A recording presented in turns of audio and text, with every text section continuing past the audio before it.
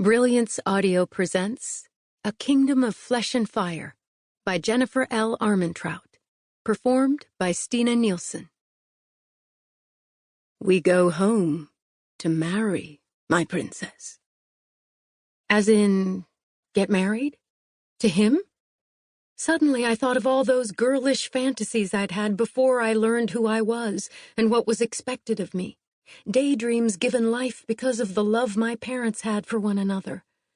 Never once did those little girl dreams include a proposal that wasn't remotely an actual proposal, nor did they incorporate it being announced at a table full of strangers, half of which wanted me dead. And those dreams surely hadn't involved what had to be the kingdom's worst and possibly most insane non-proposal of marriage to a man currently holding me captive. Perhaps I had some sort of ailment of the brain. Maybe I was experiencing hallucinations brought on by stress. After all, there had been so much painful death to process. His betrayal to deal with. And I had just learned I was descended from Atlantia, a kingdom I'd been raised to believe was the source of all the evil and tragedy in the land. Stress-induced hallucinations seemed a far more believable reason than what was actually happening. All I could do was stare at the larger hand holding my much smaller one. His skin was slightly darker than mine, as if kissed by the sun. Years of wielding a sword with deadly, graceful precision had left his palms calloused. He lifted my hand to an indecently well-formed and full mouth, to lips that were somehow soft, yet unrelentingly firm. Lips that had spun beautiful words into the air and whispered heated, wicked promises against my bare skin. Lips that had paid homage to the many scars that riddled my body and face. Lips that had also spoken blood-soaked lies. Now that mouth was pressed against the top of my hand in a gesture that I would have cherished for an eternity and thought exquisitely tender just days or weeks ago.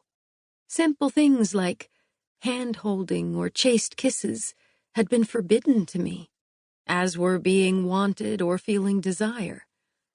I had long since accepted that I would never experience those things. Until him. I lifted my gaze from our joined hands, from that mouth that was already curving up on one side, hinting at a dimple on the right cheek, and from the slowly parting lips that revealed just a hint of fatally sharp fangs. His hair brushed the nape of his neck and toppled over his forehead, and the thick strands were such a deep shade of black it often shone blue in the sunlight. With high and angular cheekbones, a straight nose, and a proud, carved jaw, he often reminded me of the large, graceful cave cat I had seen once in Queen Ileana's palace as a child. Beautiful, but in the way all wild, dangerous predators were. My heart stammered as my eyes locked onto his, orbs a shade of stunning, cool amber. I knew I was staring at Hawk. Coldness poured into my chest as I stopped myself. That wasn't his name. I didn't even know if Hawk Flynn was merely a fictitious persona, or if the name belonged to someone who had most likely been slaughtered for their identity.